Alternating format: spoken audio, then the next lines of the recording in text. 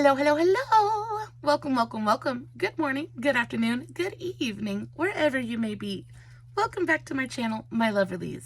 If you've never been here before, thank you so much for clicking on my video. I am so happy you found me. I do so hope that you will like and subscribe before you leave. Become part of the Mama family. Mama's got your back, at least where makeup's concerned, and definitely when that makeup is cheap. Today is True Love Tuesday, and we're going back to my roots today. We're going country, and I'm very, very excited about it. We're talking about Waylon Jennings and his wife, Jessi Colter, today. It should be a pretty fun story. If you are not familiar with who Waylon Jennings is, he is a part of very, very old kind of country. Outlaw country is basically what it's called, and very, very old school. And back in the day, country music was very much, about celebrating humanity, right? Nowadays, all of our celebrities everything is so perfect. They look perfect, perfect smiles, perfect lives, perfect personalities. Everything is very whitewashed. And when it comes to outlaw country, I feel like they celebrated humanity a little bit more. And humanity in its fullest extent, right? Truest form, and they embraced flaws and imperfections. And I think when it comes to old school country, outlaw country, they celebrated the fact that nobody is perfect, and your flaws are both what make you unique and beautiful. And I feel like in a way it was much more inclusive, and I feel like that's probably why I resonate with it as much as I do. So outlaw country, Waylon Jennings and Jessi Colter, that is like, we're going down that path today. If you've never been here for True Love Tuesday, if you've never been here for True Love Tuesday before, I sit here and I tell you an epic love story. I do my makeup and we just hang out and have a good time. Now, I usually don't talk too awful much about the makeup that I'm using. I get very involved in the story. But if you are wondering what I used or how I used it, all you have to do is shoot me a comment and I will get back to you. And of course, I will have everything that I'm using in today's video in the description box below, along with the tags to all my other social medias, TikTok, Facebook, Instagram, all that good stuff. I did do a TikTok on today's look if you are interested. I used the Glamlight Creeps and Crawls eyeshadow palette. This one is definitely one of my favorites. It is an absolutely divine blue and purple color story. The shimmers in here are so incredible. Very, very easy palette to use and very easy to fall in love with as well. Pretty easy to do. The look, I wanted to do something a little bit different. I wanted it to look kind of up front and just kind of simple at first glance, but then I went in and did a little something on the extra on the wings. I don't know. I'm very, very happy with it. If you guys are interested, of course, all the links and stuff will be in the description box below. And shoot me a comment if you need to know something, if you need information that I didn't provide. As always, make sure that you have just a little while to sit back and relax. Today's video is probably going to be a little bit of a longer one. Usually I'll say it's like 20-30 minutes and I'll end up going 45. Sometimes when I think it's a short story, it ends up being long, and vice versa. So either way, I hope that you will get a big old glass of something to drink, ice cold sweet tea, piping hot coffee, and just come out and just come on and relax for a little bit. I am drinking ice cold sweet tea today. Mr. Hubby and I actually purchased a car this week. There is a life update, chatty get ready with me, coming later this week. If you guys are interested, definitely be on the lookout for that. But Mr. Hubby and I have been without transportation for over a month now, going on 2 months, and it was absolutely terrible. We were absolutely miserable. But we finally scrimped and saved enough to purchase a new vehicle. So Mr. Hubby and I went on a little bit of a day date yesterday and just kind of hung out together. We just went to Walmart. It's not like we went and did anything super special, but we just got out of the house together and it was so, so nice. But we stopped by Cookout, and I would love to know if you have cookouts where you are. It's basically a greasy spoon fast food chain. They're really not good for you. We try really hard not to eat fast food, if at all, ever, just because it's so bad for you and we're trying to be healthy. But yesterday was a special occasion, so we treated ourselves, and I got a big old juicy cheeseburger with bacon, lettuce, and tomato. I got some cheese curds, and then I also got a chocolate milkshake, which was completely divine, and I devoured everything, and it was delicious. But I like to keep the styrofoam cups because I just feel bad because styrofoam is not good for the environment, so I try to use them for as long as I can. So I just bring them home, and I wash them out, and I just reuse them, but they keep your sweet tea so cold for so long. I just love it so much. So anyway, diving right into today's story, Waylon, Jennings, and Jessi Colter. Such a good one. Now, if you see me looking over in this direction, it's because I'm referencing my notes. There are quite a few of them for today's video. I have the information retention capacity of a goldfish, and if I didn't have my notes, I would sit here and just draw a blank every 2 seconds. So we're not going to do that. So if I'm staring off in this direction, it's because I'm trying not to fib to you. Jessi Colter and Waylon Jennings. We're going to start with a little bit of a backstory and then work into their love story together. So when it comes to Waylon, he was basically born a country music lover. And one of the biggest things I love about country music is it seems to be kind of passed down, right? It's a love that kind of gets passed down from generation to generation. And Waylon actually started playing the guitar when he was 8 years old.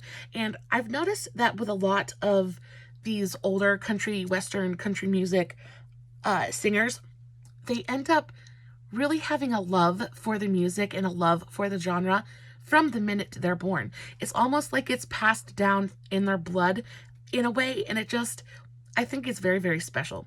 So he starts playing the guitar when he's 8 years old and is very, very good at it. And then he was actually born June 15th, 1937 in Littlefield, Texas. He was born Waylon Arnold Jennings. Started playing the guitar when he was 8 and started performing when he was 14. And when he was 14, he actually got one of his first gigs at KVOW radio. And then, after that small success, he formed his first band, and he formed his first country music group, I guess, and named them the Texas Longhorns. Not very original, but that's okay. Named them the Texas Longhorns, and, you know, they played gigs, they did what they could. But at the age of 16, Jessi was like, or not Jessi, but Waylon was like, you know, I can't do this anymore. I can't keep splitting my attention between school and, you know, my passion. So he ends up quitting school at the age of 16 and devoting himself to becoming a musician, determined to be a country music superstar, right?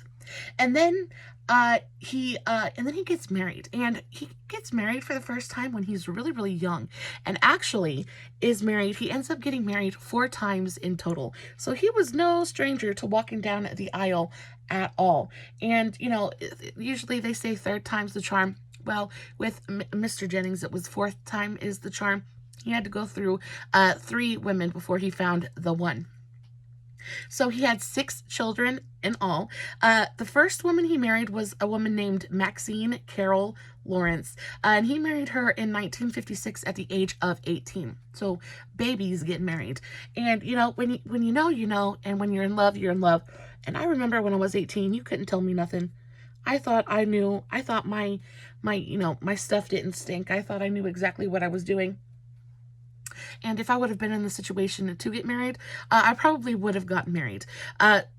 So I can't blame him too awful much for that. But sadly, that relationship didn't last for forever, though it's one of the longer ones before he met Jessi. So he married Maxine at the age of 14. They had 4 children: Terry Vance, Julie Ray, Buddy Dean, and Deanna. I love all of those names. They're also so very country. Then they ended up getting divorced. They separated and then divorced. And then he married a woman named Lynn Jones. And he was 24 when he married her. And he married her on December 10th, 1962. And together, they adopted another baby. And this one was a child named Tommy Lynn. Then, of course, they divorced. They divorced in 1967. Then he married Barbara Elizabeth Rood. the same year that he divorced the previous wife. So didn't wait very long before he walked down the aisle again, jumped into another relationship. And this one didn't last very long either. At the same year, he married her the same year at age 29. Now, he's 29 years old. He's been married and divorced 3 times. And he's just very, very down on love. He's down on his luck. He doesn't know what to do. He's lonely, he's sad, and basically he's at his lowest point. Now, he composed the song This Time about the trials and tribulations of all of his failed marriages. And of course, this song was a hit. If you've ever heard Waylon sing, his voice it's pure country to me. It is raspy and deep, and he just sounds like a good old boy in the best way possible. And you know, he talks about himself like he knows he's a mess up, but he almost feels like there's nothing he can do about it. So in comes Jessi. Now, Jessi was born May 25th, 1943. She was actually born Miriam Johnson, and this was something that I had never known. I had thought her name was Jessi Colter, and it was not. So she was born Miriam Johnson. She was one of the few female artists to emerge from the mid-1970s outlaw country music movement, and this one is one that kind of surprised me as well, because I thought there were so many more women in the outlaw movement, but apparently there were not. I think I always remember like Tanya Tucker and things like that, but maybe they weren't part of the outlaw movement, though I really do think that they were. Anyway, she was one of the few women to kind of emerge from this scene, and she did so. She's most known for her song I'm Not Lisa, and that is such a good one. If you've never heard it and are just kind of like have extra time on your hands one day, definitely look it up. If you ever look up one of Waylon's songs, the one I recommend you look up is Good-Hearted Woman. Good-Hearted Woman. That one is quintessential prime country music at its heart. It is so good, and it just kind of like through that whole song, he's like, I know I'm a mess up, but thank you for loving me anyway. You're a good woman, and I know it. I don't deserve you. That kind of thing. And I just love that stuff so very much. So she's best known for her song I'm Not Lisa, which topped the country charts and reached the top 5 of the pop charts. So she's more of a crossover artist as well. So that's good on her, because it's really difficult to do that, especially back then. It was very divided. You either liked country music or you liked pop, but there was very little in between. So it was fairly special of her that she was able to do that. So she was married once before she met Waylon. She had been married. She had tied the knot and tried the whole marriage game once before as well, and it hadn't lasted. She definitely had a type, though. Her first marriage was to a man named Dwayne Eddy, and he was, again, another guitar player, and she met him in Phoenix, and he produced her first record. They went on tour, then married in 1961 in Las Vegas, and I just genuinely feel that marriages, when you get married in Vegas, it either ends up really beautifully or really bad. There's no in between when it comes to that, because usually it's an impulse decision, and sometimes you get it right and sometimes you get it really wrong. But they married in Las Vegas and settled down in Los Angeles. Well, she pursued a career as a songwriter, and she pursued this career under her married name.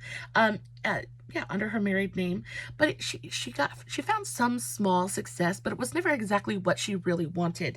She was able to write songs for some pretty impressive people, though. Under the name Miriam Eddy, she found some success when her songs were recorded by Don Gibson, Nancy Sinatra, and Dottie West. Everybody loves Dottie West.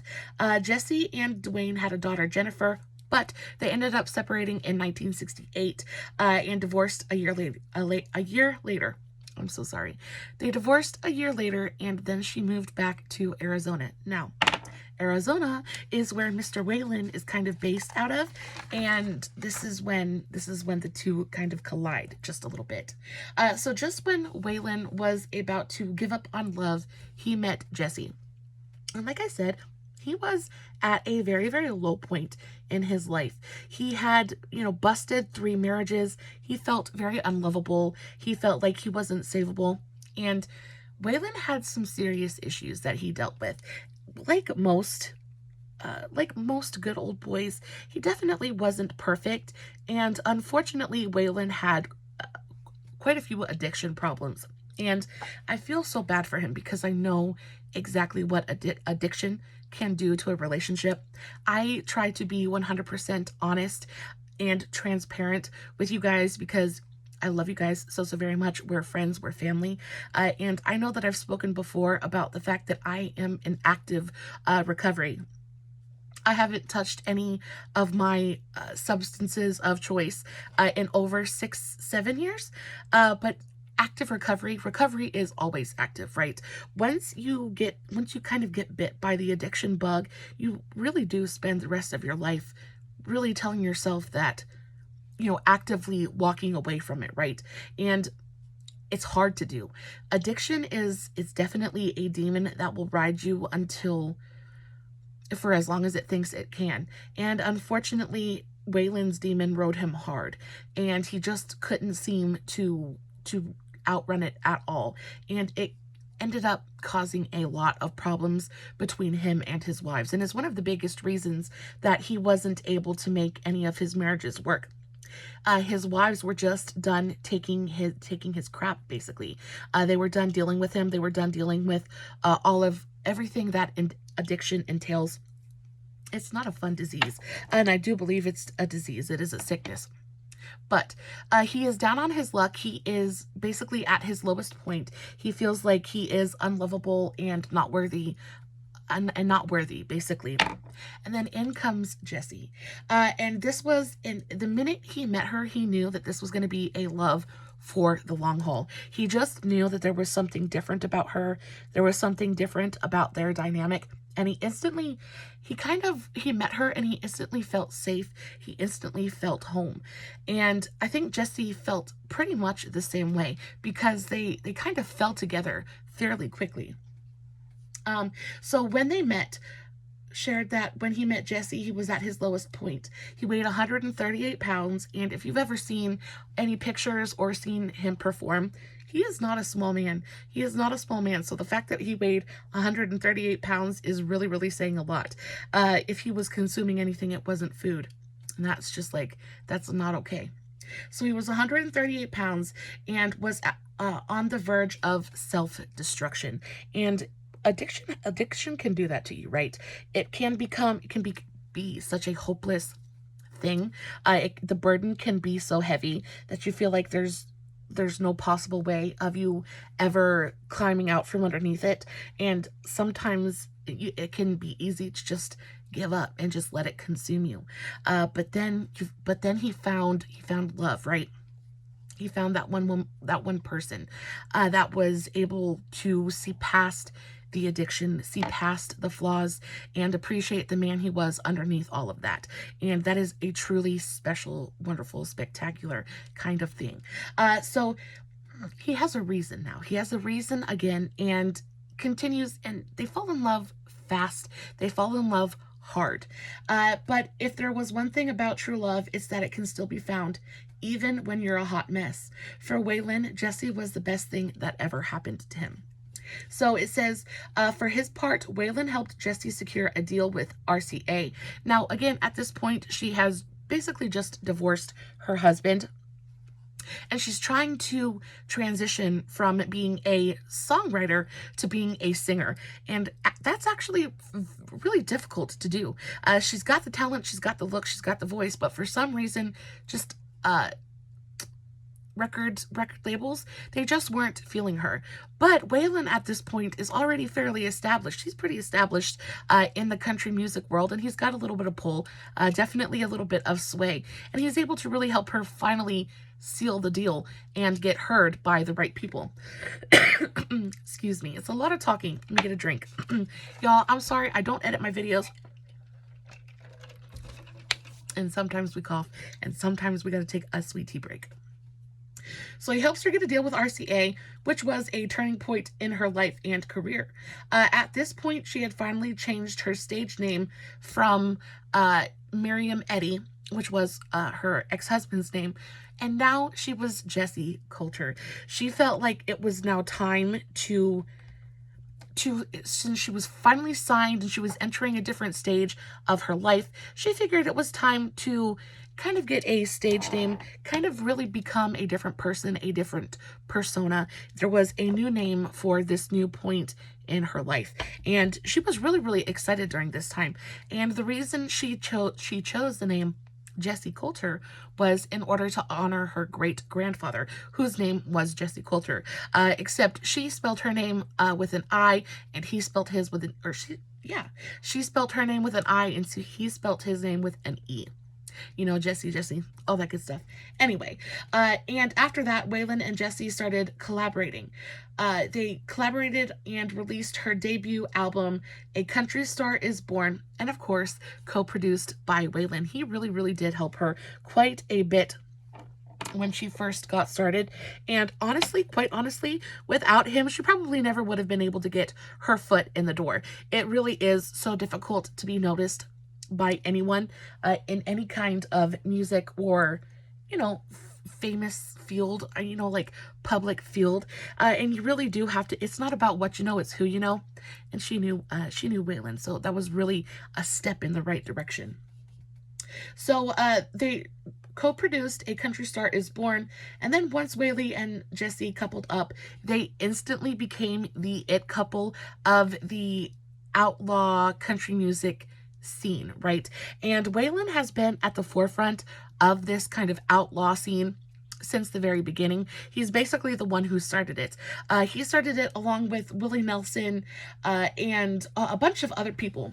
And everybody kind of wanted a piece of them. They're some of the most popular people. They're definitely the most popular country music couple of that time. And the popularity that they were receiving, the press that they were receiving, really helped with record sales and things like that. And Waylon just kept coming out with hit after hit. Life is really, really good at this moment in time. They got hitched in Phoenix, Arizona on October 26th, 1969. And then in 1976, the Wanted the Outlaws album featuring Waylon, Jessi, Willie Nelson, and Tom Glaser became the first Nashville album to sell a whopping million copies. So yeah, they are at the top of their game at this point in time.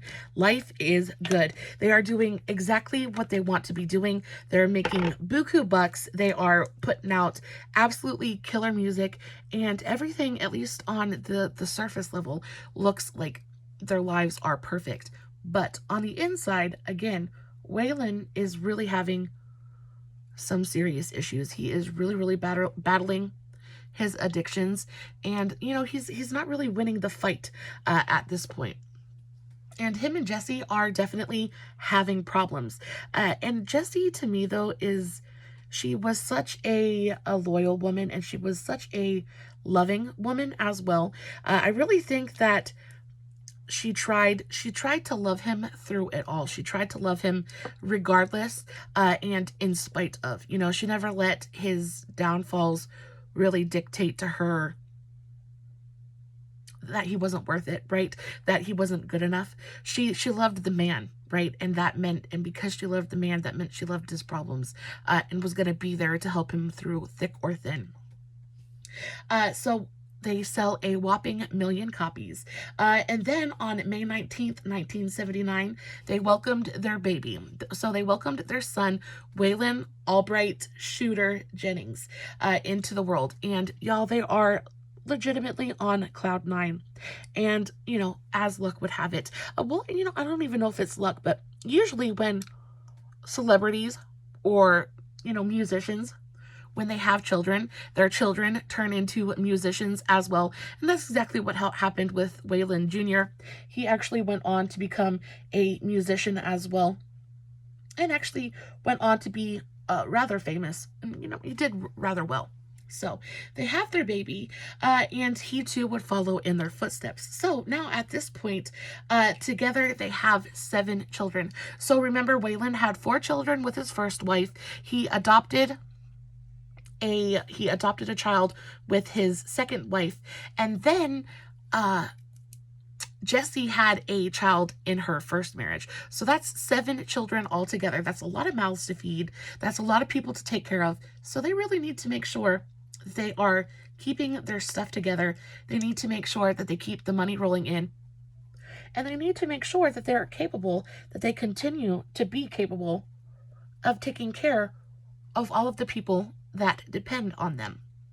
And, as most things go, nothing stays perfect for absolutely forever.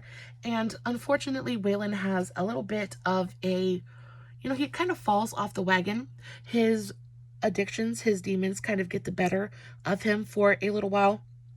And it put a really, really big strain on his relationship with Jessi. Now, instead of him really taking time off and working on his relationship, he just kind of leapt into the music. He leapt into his work and used that as kind of a distraction.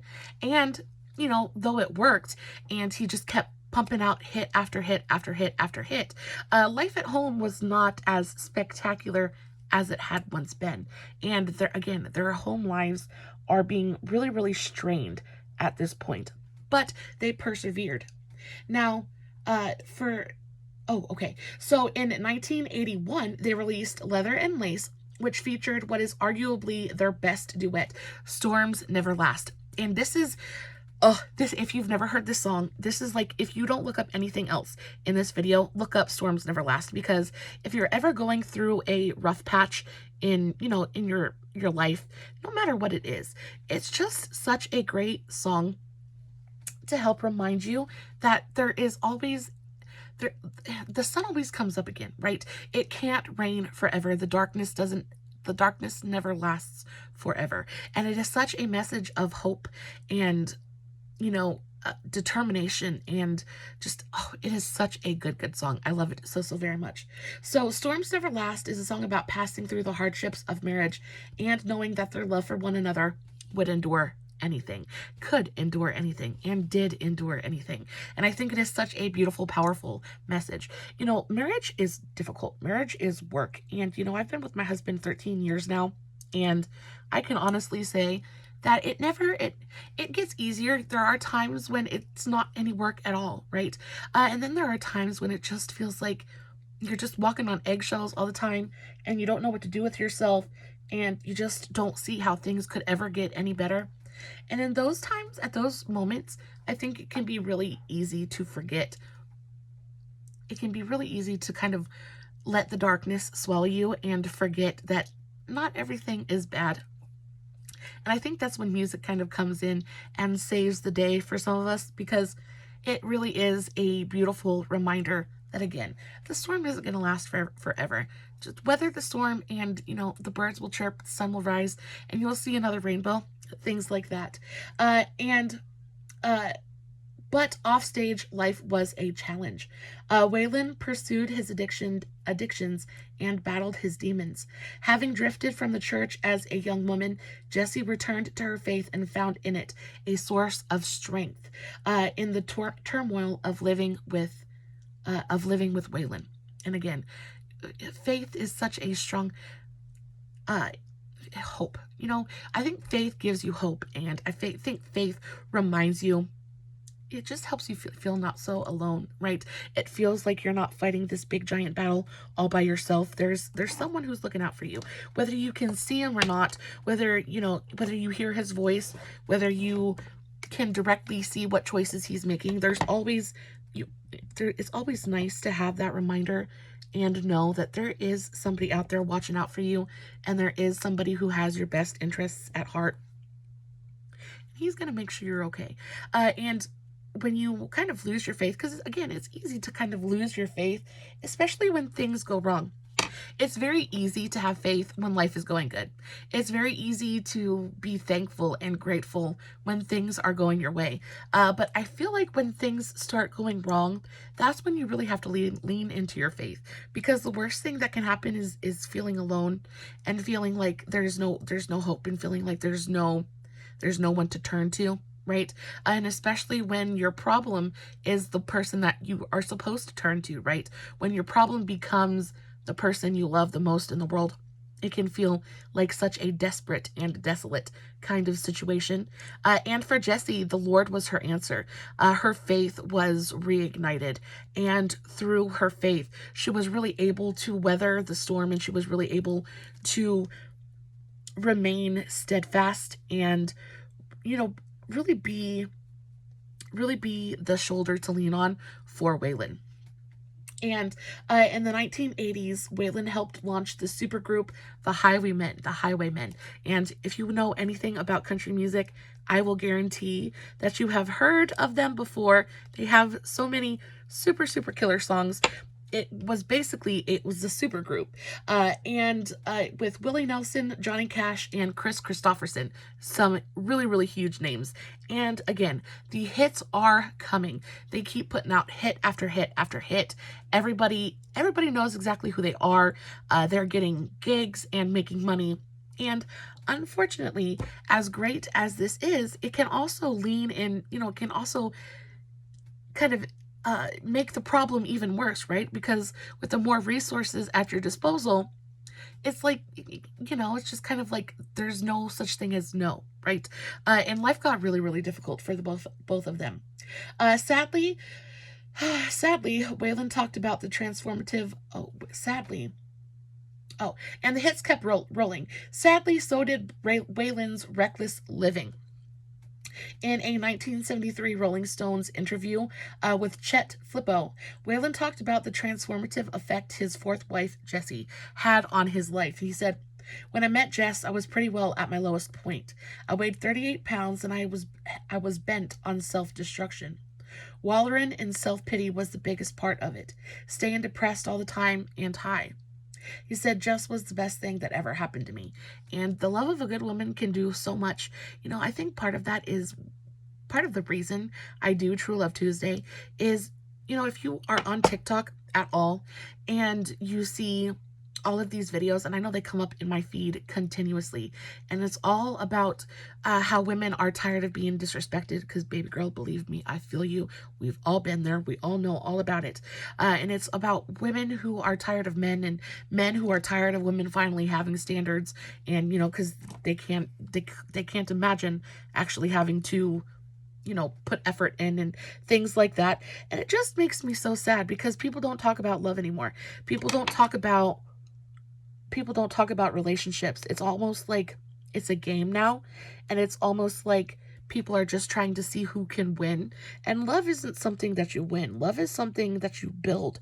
Like, nobody is born perfect. No relationship just kind of comes already put together. Anything that's worth doing is worth putting the work in, and anything that is going to be worthwhile is going to take effort, right? There is no such thing as your soulmate just being poof out of thin air. You build your soulmate. And I say this from experience, because my husband and I are at a really, really great point in our lives together. But y'all, it took us 13 years to get here.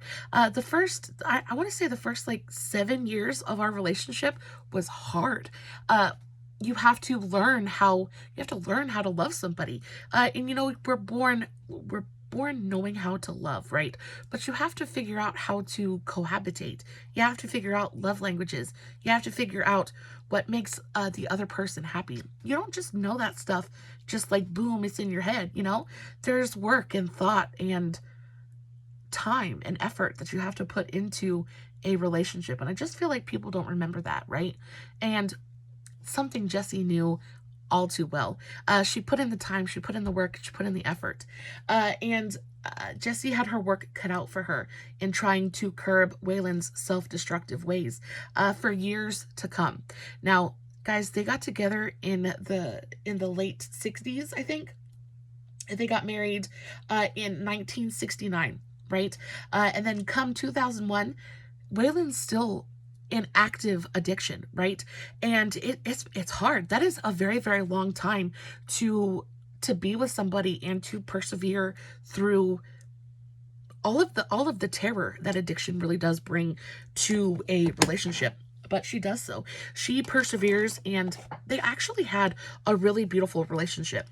Just, Waylon, he just wasn't sober for through most of it, unfortunately. By 1977, Waylon was in the grips of a severe cocaine addiction. And, he, of course, smoked and things like that. He smoked and he drank. But then you add cocaine to the mix, and I've never touched any of that, so I really don't know what that's like. I can't. But again, I have been addicted, so I can only assume that it was absolutely freaking terrible. And he is fully in the grips of it, and it would be several more years before he kicked the habit.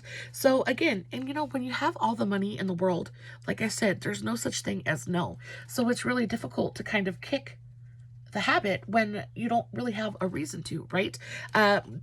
You don't, it's not like it's either the habit or rent, or it's the habit or food. Like at that point, like it's basically like a why not? And I think that's why he was able to, his demon was able to ride him so hard for so long, because there was no reason for him to really truly get rid of it, right? Now, Waylon continued touring and recording hits, and Jessi, for the closing track on her 1975 album, I'm Jessi Colter, sang a song she was inspired to write after picking up a magazine in a doctor's office. She had noticed a photo of a home completely destroyed by a tornado with a caption saying, "Storms never last." And that's kind of where the song comes into play. And that simple message of hope and Jessi's deep abiding faith would carry her through to the end of Waylon's life. Now, Waylon sadly died when he was still fairly young. So cut to Thanksgiving 2001. Waylon and Jessi have this big heart-to-heart, and Jessi is finally like, we can't do this anymore. We're getting old, and this whole outlaw thing that you're doing, like, there's just no need for it anymore. Baby, we've got to get back to the Lord. We've got to get back to our faith. And we've got to stop doing all this nonsense. And Waylon finally kind of sees the light. He finally understands that, what, you're right. I don't want to do this anymore. I don't want to live my life this way anymore. And he comes back to Jesus. He comes back to the Lord. He finds his faith again, and finally finds the strength to, at last, walk away from his habit. Now, unfortunately, it wasn't very long after he found the Lord. And it was just months, actually, before he unfortunately passed. So he found the Lord on Thanksgiving 2001, and then Waylon passed in 2002 after succumbing to complications from diabetes at the age of 64 years old. And that's pretty much where our love story ends. I think it's so sad that his addictions rode him so hard for such a long time. I do think that the Lord looked after him and really did bless him, though, because a lot of times when you have an addiction like that, and especially when it is that as intense as his was, maintaining any kind of relationship is almost impossible. But somehow him and Jessi were able to have an incredibly long, enduring love affair, right? Because it was a love affair. They were truly passionate about each other until the day that Waylon passed on. So I think that they were both incredibly lucky to be able to have a love like that. I feel bad for Waylon, but I am incredibly happy. And, I think it's a beautiful thing that he was able to find his faith and to find the courage to kick his habit before he passed, whether it was years before or even just a few months. The fact that he was able to walk through the gates and tell Peter that, yeah, I did it, it must have been a really, really wonderful, wonderful thing. Now, Jessi continued to live on, and she honored his memory, things like that. She never forgot him. But I think that at last, Waylon was truly and finally at peace, and no longer had to deal with, he no longer had to deal with his troubles, right? But y'all, I just think that this is a really beautiful love story. I think that it goes to show you that love can endure through anything. Love can persist even in the absence of light, even in the absence of anything to nurture it.